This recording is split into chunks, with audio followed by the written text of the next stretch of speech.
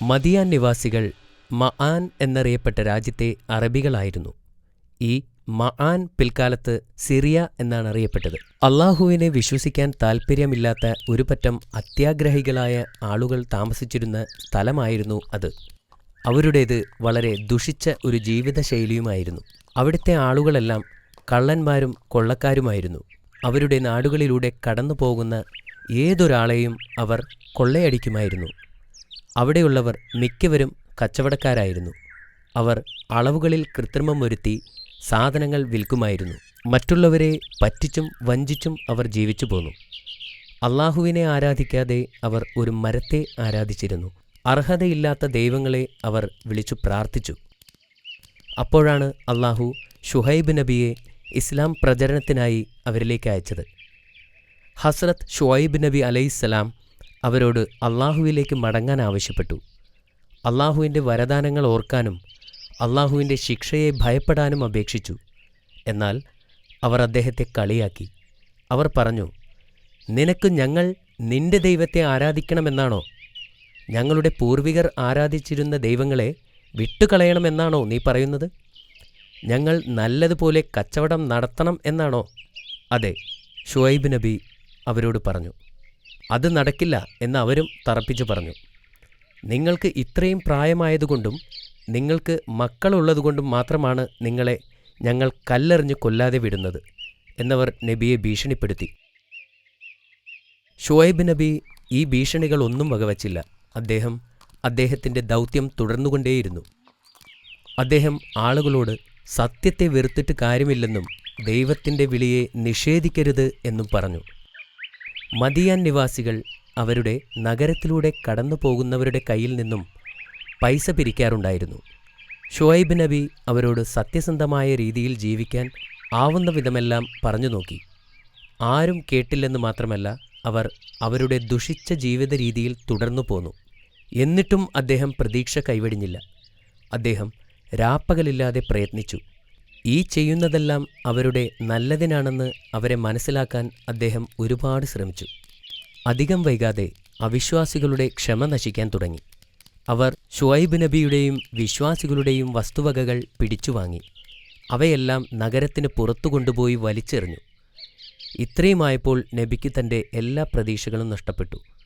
അദ്ദേഹം സഹായത്തിനായി അള്ളാഹുവിനെ വിളിച്ചു. അള്ളാഹു സഹായം ഉറപ്പു നൽകി.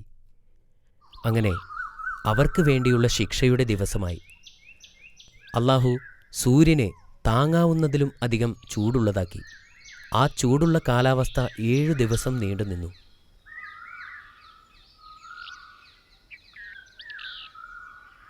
അവർ വെള്ളം കൊണ്ട് കഴുകി തങ്ങളെ തണുപ്പിക്കാൻ ശ്രമിച്ചെങ്കിലും അത് പരാജയപ്പെട്ടു. 7 ദിവസം അവർ വല്ലാതെ കഷ്ടപ്പെട്ടു. കിണറെല്ലാം വറ്റിവരണ്ടു. ചെടികളെല്ലാം ഉണങ്ങിക്കരിഞ്ഞു. പിന്നീട് അള്ളാഹു കറുത്തിരുണ്ട മേഘങ്ങൾ അവിടേക്ക് അയച്ചു.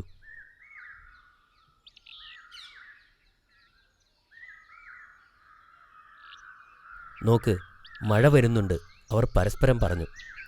ആളുകൾ കരുതി ഈ മേഘങ്ങൾ അവർക്ക് മഴ കൊണ്ടുവരികയും ചൂട് കുറയുകയും ചെയ്യും എന്നവർ കരുതി. അവർ സന്തോഷം കൊണ്ട് മേഘത്തിനടിയിലേക്ക് ഓടി. എല്ലാ അവിശ്വാസികളും മേഘത്തിനടിയിൽ ഒന്നിച്ചുകൂടി. പെട്ടെന്ന് മേഘങ്ങളിൽ നിന്നും ഇടിമുഴക്കം വരാൻ തുടങ്ങി. അതിനെ തുടർന്ന് തീയും ഭൂമിയിലേക്ക് ഇറങ്ങി. ഭയാനകമായ മിന്നൽ പിളർപ്പ് ആ ഭൂമിയെ തന്നെ ഇളക്കി മറിച്ചു. എല്ലാവരും താഴെ വീണു. തീനാളങ്ങൾ അവരെയെല്ലാം ചുട്ടരിച്ചു. അടുത്ത ദിവസം ഷുഐബ് നബി മദിയാനിലെത്തിയപ്പോൾ ഒരാളും ജീവനോടെ ഇല്ലെന്ന് കണ്ട് അത്ഭുതപ്പെട്ടു. സമൂദ് നിവാസികളെപ്പോലെ എല്ലാ അവിശ്വാസികളും മരിച്ച് മണ്ണിൽ കിടക്കുന്നുണ്ടായിരുന്നു. മദിയാന്റെ സമ്പത്ത് അള്ളാഹുവിൻ്റെ ശിക്ഷയിൽ നിന്നും അവരെ രക്ഷിച്ചില്ല. ഷുഐബ് നബി അവരെ ഒരുപാട് നന്നാക്കാൻ ശ്രമിച്ചു. എന്നിട്ടും അവർ അതിന് തയ്യാറായിരുന്നില്ല.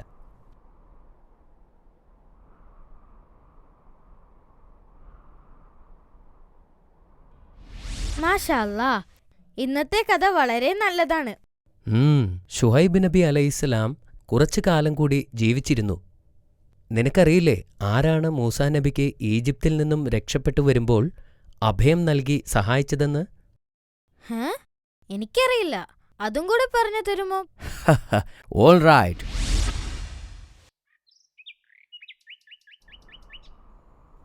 മൂസാ നബി ഈജിപ്തിൽ നിന്നും രക്ഷപ്പെട്ട് അവിടെയുള്ളവരുടെ കണ്ണിൽ നിന്നും ഒളിച്ചു കഴിയുകയായിരുന്നു. ഒരുപാട് കാലം അദ്ദേഹം മരുഭൂമിയിൽ കഴിഞ്ഞു. ഒടുവിൽ അദ്ദേഹം മദിയാനിലെത്തി. അദ്ദേഹം വളരെ ദാഹിച്ചു വലഞ്ഞാണ് എത്തിയത്. അദ്ദേഹം അടുത്തുള്ള കിണറിൽ നിന്നും വെള്ളം കുടിക്കാനായി തീരുമാനിച്ചു. പക്ഷേ കിണറിനടുത്തെത്തിയപ്പോൾ അവിടെ ഒരുപാട് ആളുകളുണ്ടായിരുന്നു. 2 സ്ത്രീകൾ കിണറരികിൽ നിന്ന് മാറി നിൽക്കുന്നത് കണ്ടു. എന്തിനാ ഇവിടെ നിൽക്കുന്നത്? അദ്ദേഹം അവരോട് ചോദിച്ചു. ആട്ടിടയന്മാർ അവരുടെ കന്നുകാലികൾക്ക് വെള്ളം കൊടുത്തു കഴിയാതെ ഞങ്ങൾക്ക് അതിൽ നിന്നും വെള്ളമെടുക്കാൻ സാധിക്കില്ല. ഞങ്ങളുടെ പിതാവിന് വളരെ പ്രായമുണ്ട്. അദ്ദേഹം ഞങ്ങളെ കാത്തു നിൽക്കുകയാണ്.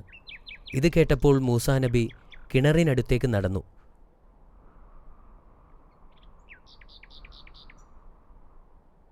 അദ്ദേഹം നടന്നു ചെന്നപ്പോൾ ആളുകളെല്ലാം മൂസാ നബിക്ക് വഴിയൊരുക്കി.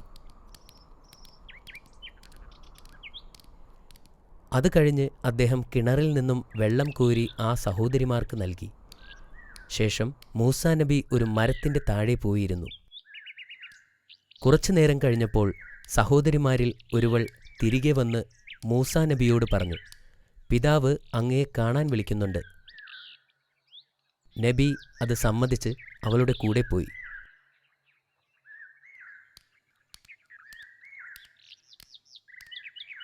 അങ്ങനെ മൂസാ നബിയും ഷുഐബ് നബിയും കണ്ടുമുട്ടി. തുടർന്ന് മൂസാ നബി തൻ്റെ കഥ അദ്ദേഹത്തോട് പറഞ്ഞു. നീ നിന്റെ എതിരാളികളിൽ നിന്നും സ്വാതന്ത്ര്യം നേടിയിരിക്കുന്നു, ഷുഐബ് നബി പറഞ്ഞു. ശക്തിമാനും വിശ്വാസയോഗ്യനുമായ മൂസാ നബിയെ അവരുടെ കൂടെ നിർത്തുന്നതിനെപ്പറ്റി ഒരു പെൺകുട്ടി പിതാവിനോട് നിർദ്ദേശിച്ചു. നിങ്ങൾ അദ്ദേഹത്തിൻ്റെ ശക്തി മനസ്സിലാക്കി. അദ്ദേഹം വിശ്വസ്തനാണെന്ന് എങ്ങനെ അറിയാൻ സാധിക്കും?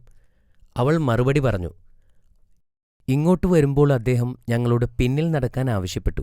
കാരണം ആണുങ്ങൾ സ്ത്രീകളെ നോക്കുന്നത് ശരിയല്ലെന്ന് അദ്ദേഹം ഞങ്ങളോട് പറഞ്ഞിരുന്നു. ഇത് കേട്ട് ഷുഐബ് നബിക്ക് വളരെയധികം സന്തോഷമായി. അദ്ദേഹം പറഞ്ഞു, നിന്നെ എൻ്റെ ഒരു മകളുമായി വിവാഹം കഴിപ്പിക്കാൻ ഞാൻ ആഗ്രഹിക്കുന്നു. പക്ഷേ നീ 8 വർഷം എൻ്റെ ആടുമാടുകളെ നോക്കിക്കൊള്ളാം എന്ന നിബന്ധനയിൽ മാത്രം. മൂസാ നബി അത് സമ്മതിക്കുകയും സാറയെ വിവാഹം കഴിക്കുകയും ചെയ്തു.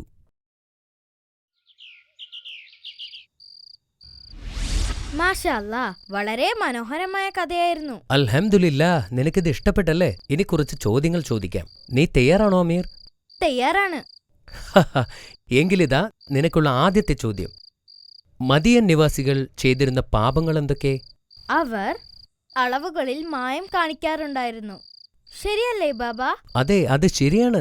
ബാക്കിയുള്ള പാപങ്ങൾ എന്തൊക്കെയായിരുന്നു? മോഷണവും അവിശ്വാസവുമായിരുന്നു ബാക്കിയുള്ള പാപങ്ങൾ. ദാറ്റ്സ് വെരി ഗുഡ് അമീർ. എങ്ങനെയാണ് അള്ളാഹു മദിയൻ നിവാസികളെ ശിക്ഷിച്ചത്? അള്ളാഹു ആദ്യം ചുട്ടരിക്കുന്ന ചൂട് കാലാവസ്ഥ ഉണ്ടാക്കി.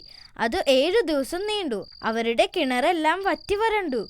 പിന്നെ ഇരുണ്ട മേഘങ്ങളെ അയച്ചു. അതിൽ നിന്നു വന്ന ഇടിമിന്നൽ എല്ലാവരെയും നശിപ്പിച്ചു കളഞ്ഞു. ഇങ്ങനെയാണ് അള്ളാഹു അവരെ ശിക്ഷിച്ചത്. മാഷാ അല്ലാഹ്, ആ ഉത്തരവും ശരിയാണ്. മറ്റൊരു പ്രവാചകന്റെ കഥ ഞാൻ നിനക്ക് അടുത്ത ദിവസം പറഞ്ഞുതരാം. ഗുഡ് നൈറ്റ് അമീർ. ഗുഡ് നൈറ്റ് ബാബ.